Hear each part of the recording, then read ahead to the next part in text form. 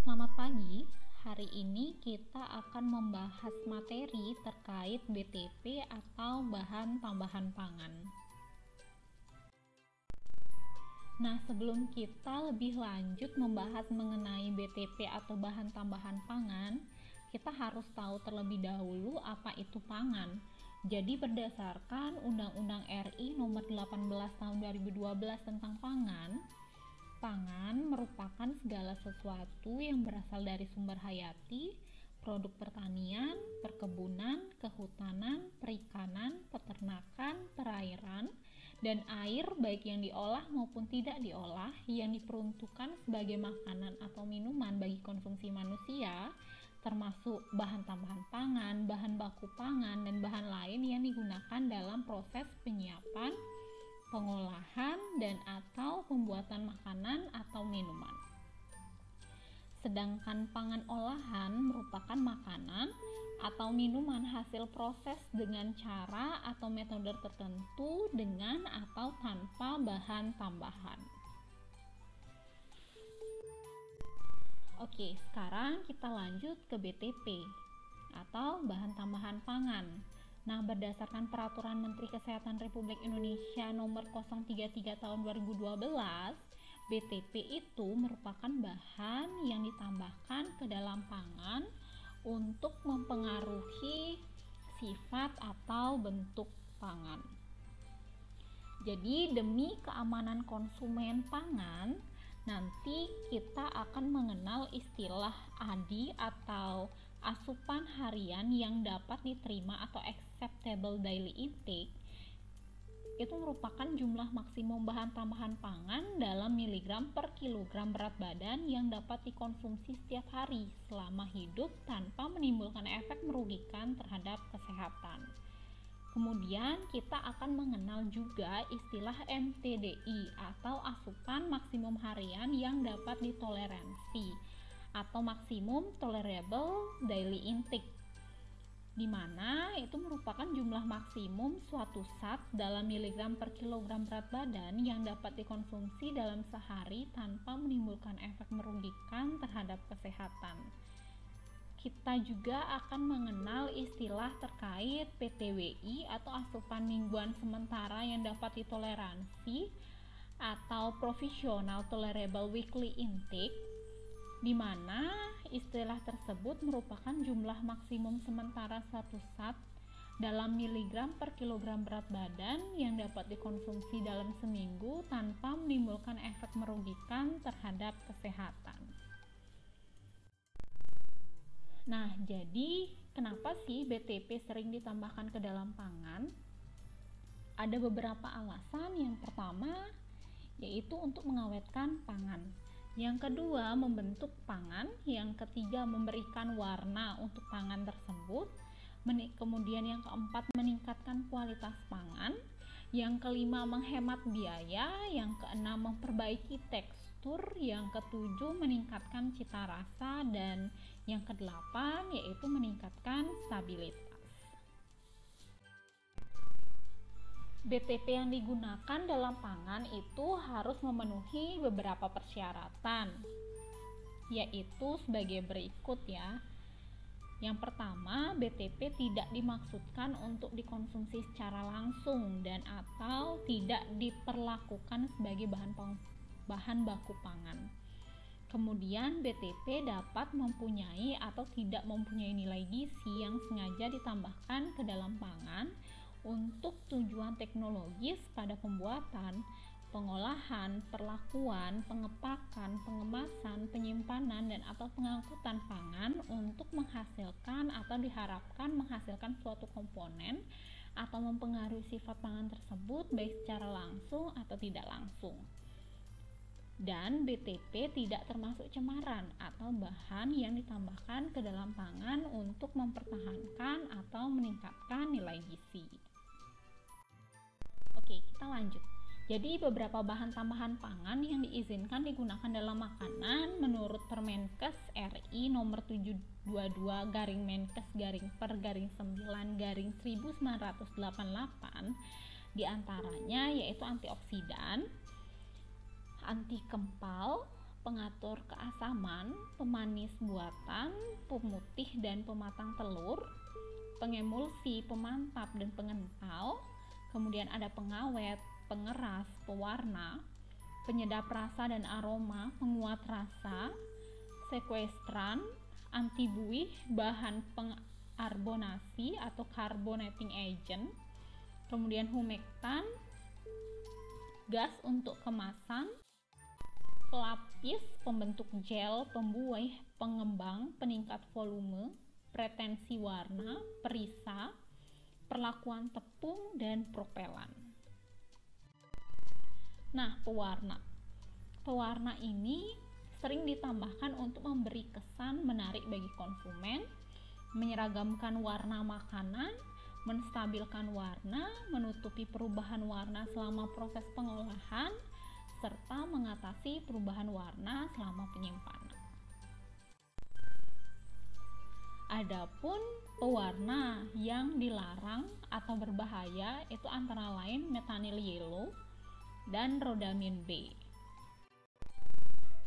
Sedangkan pewarna alami yang diizinkan Permenkes RI nomor 722/9/9/1988 itu berupa karamel, beta karoten, kemudian klorofil dan kurkumin. Jadi kurkumin ini kalian bisa dapatkan dari kunyit. Sedangkan beta karoten kalian bisa dapatkan dari wortel ya. Pemanis buatan. Nah, pemanis buatan ini rasanya lebih manis dan membantu mempertajam penerimaan terhadap rasa manis, sedangkan dan harganya itu lebih murah. Tapi pemanis buatan ini tidak mengandung kalori, jadi cocok untuk penderita penyakit gula atau diabetes. Misalnya siklamat, di mana manisnya itu 30-80 kali, sakarin, sorbitol, dan aspartam. Nah, sakarin dan siklamat itu berdasarkan Permenkes, penderita diabetes atau sedang dapat menjalani diet kalori dengan menggunakan pemanis buatan yaitu sakarin dan siklamat. Kemudian untuk batas maksimum siklamat yang dapat ditambahkan yaitu 500 mg sampai 3 gram per kilogram bahan. Sedangkan batas maksimum sakarin yang dapat ditambahkan yaitu 50 sampai 300 mg per kilogram bahan.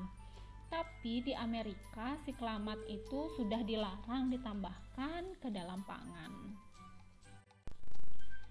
Nah, siklamat jika berat badannya 50 kg, maka jumlah maksimum siklamat yang dapat ditambahkan yaitu 50 dikali 11 mg atau sama dengan 550 mg.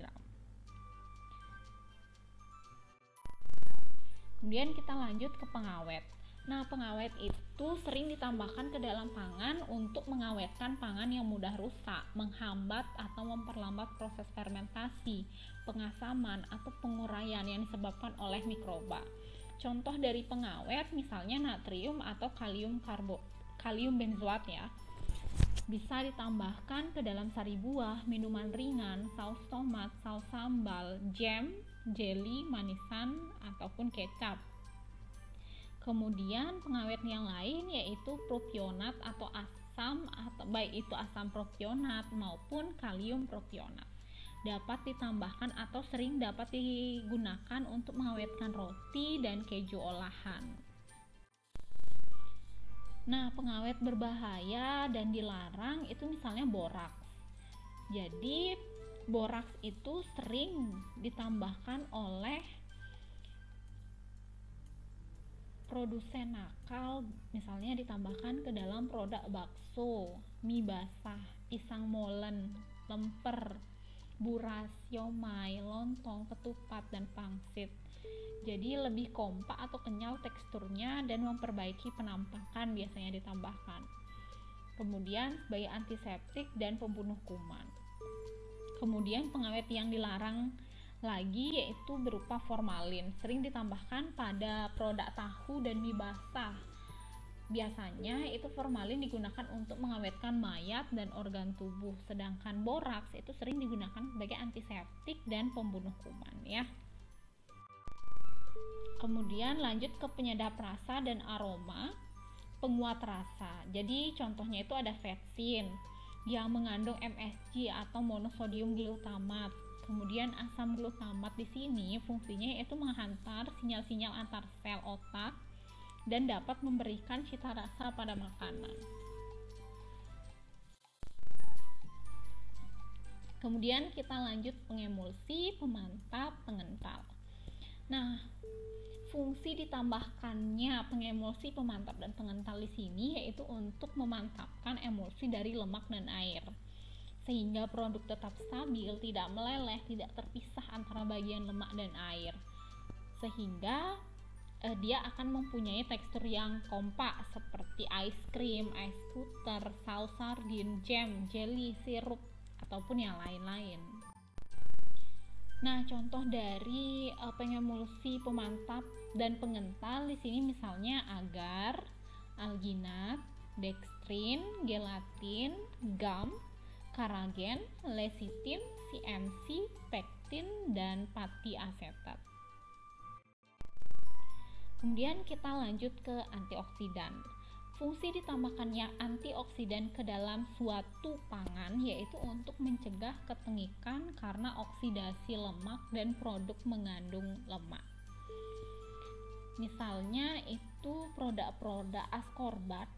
Misalnya antioksidan yang ditambahkan yaitu askorbat ke dalam pangan kaldu, daging olahan atau awetan, jam, jelly, dan marmalat, serta makanan bayi, ikan beku, dan potongan kentang goreng beku. Nah, contoh antioksidan yang lain misalnya ada butil hidroksianisol atau BHA, kemudian ada butil hidroksitoluen atau BHT, kemudian ada propil galat serta tokoferol. Nah, tokoferol di sini sering ditambahkan atau sebagai antioksidan pada produk makanan bayi, kaldu, lemak, dan minyak makan. Untuk antioksidan yang lain, produk-produknya dapat kalian lihat pada video berikut.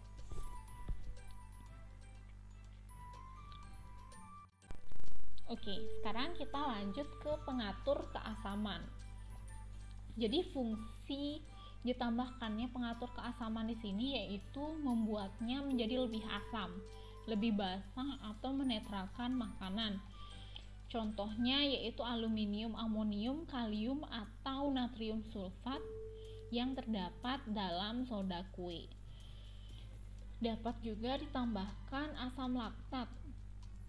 Biasanya ditambahkan pada makanan pelengkap sereal, makanan bayi kalengan, pasta tomat, jam atau jelly, buah-buahan kaleng, bir, roti, margarin, keju, sardin, es krim, es puter, dan acar ketimun dalam botol. Nah, untuk pengatur keasaman di sini contohnya yaitu asam sitrat dan kalium atau natrium bikarbonat. Untuk kalium dan natrium bikarbonat itu sering ditambahkan untuk coklat dan coklat bubuk, mentega, serta makanan lainnya seperti pasta tomat, jam atau jelly, soda kue, dan makanan bayi. Kemudian anti kempal, di mana ditambahkan ke dalam pangan berbentuk bubuk seperti susu bubuk, tepung terigu, gula pasir, dan sebagainya. Contoh dari anti kempal di sini yaitu berupa aluminium silikat, kalsium aluminium silikat, kalsium silikat, magnesium karbonat, magnesium oksida, dan magnesium silikat. Kemudian lanjut ke pemutih dan pematang tepung. Fungsinya yaitu mempercepat proses pemutihan dan sekaligus pematangan tepung, memperbaiki mutu hasil pemanggangan, pembuatan roti, cracker, biskuit, dan kue. Contohnya yaitu asam askorbat, natrium stearoyl 2 laktat. Kemudian ada pengeras, fungsinya yaitu membuat makanan menjadi lebih keras atau mencegah makanan menjadi lebih lunak. Di mana contoh dari pengeras yaitu kalsium glukonat untuk mengeraskan buah-buahan dan sayuran dalam kaleng seperti irisan tomat kalengan, buah kalengan, jam, jelly. Kemudian ada kalsium klorida, biasanya digunakan sebagai agen pengeras pada buah kalengan. Kalsium sulfat itu biasanya digunakan sebagai agen pengeras untuk irisan tomat kalengan, apel, dan sayuran kalengan. Kemudian sekuesteran yaitu bahan yang dapat mengikat ion logam, memantapkan warna dan tekstur makanan atau mencegah perubahan warna makanan. Biasanya ditambahkan untuk produk kepiting kalengan, lemak dan minyak makan, serta jamur dan udang beku. Contoh dari agen sekuesteran itu misalnya asam fosfat, isopropil sitrat, EDTA atau kalsium dinatrium edetat, monokalium fosfat, serta natrium pirofosfat. Nah, zat warna berbahaya yang tidak boleh ditambahkan dalam pangan, misalnya ada auramin, alkanet, kemudian butter yellow, black 7984, burn amber, dan lain sebagainya yang kalian dapat lihat pada gambar berikut.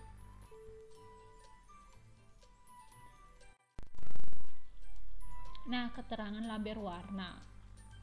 Jadi, pada label warna yang digunakan sebagai BTP itu harus tertera tulisan bahan tambahan pangan dan pewarna makanan atau food color. Nama pewarna makanan, nomor indeks dari pewarna tersebut, komposisi unit produk campuran, isi neto, kode produksi, takaran penggunaan dalam makanan, nomor pendaftaran produk, nama dan alamat perusahaan, nomor pendaftaran peserta. Kemudian untuk keterangan label pemanis buatan itu harus ada tulisan bahan tambahan pangan dan pemanis buatan untuk penderita diabetes dan atau orang yang butuh kalori rendah. Nama pemanis buatan misalnya sakarin, siklamat, aspartam atau lain sebagainya. Kemudian jumlah pemanis buatan itu satuannya miligram untuk yang padat atau persen untuk yang cair. Kemudian kesetaraan kemanisan dibanding gula yang alami atau gula pasir serta jumlah batas maksimum dalam satuan miligram yang dikonsumsi tiap hari per kilogram berat badan. Kemudian untuk keterangan label pengawet itu sama juga harus terdapat tulisan bahan tambahan pangan serta pengawet makanan. Nama pengawet makanan misalnya sodium benzoat, isi neto, kode produksi, takaran penggunaan dalam makanan. Kemudian ada nomor pendaftaran produk, nama dan alamat perusahaan serta nomor pendaftaran produk ya, sama seperti yang tadi harus ada nomor pendaftaran produk. Jadi, beberapa bahan tambahan yang dilarang digunakan dalam makanan menurut Permenkes RI nomor 722/Menkes/per/9/1988 diantaranya yaitu boraks atau natrium tetraborat, kemudian formalin atau formaldehid, minyak nabati yang dibrominasi, kemudian kloramfenikol yaitu antibiotik ya, nggak boleh ditambahkan ke dalam makanan. Kemudian kalium klorat, dietil pirokarbonat, nitrofuranzon, kemudian p-penmetilkarbamida, salisilat dan garamnya. Nah, bahan yang dilarang tersebut, selain bahan tambahan yang dilarang tersebut, masih ada bahan tambahan kimia yang dilarang seperti rodamin B, pewarna merah, metanil yellow berwarna kuning, dulsin pemanis sintesis, dan kalsium bromat yaitu pengeras ya. Nah, dasar hukum yang mengatur tentang keamanan pangan itu merupakan Undang-Undang Nomor 18 Tahun 2012 tentang pangan, yang mana dalam undang-undang ini keamanan pangan itu diatur dalam bab tersendiri yaitu bab 7 ya, seperti yang diuraikan pada bagian terdahulu. Keamanan pangan diselenggarakan untuk menjaga pangan tetap aman, higienis, bermutu, bergizi, dan tidak bertentangan dengan agama, keyakinan, dan budaya masyarakat. Nah, sekian penjelasan materi terkait bahan tambahan pangan. Terima kasih.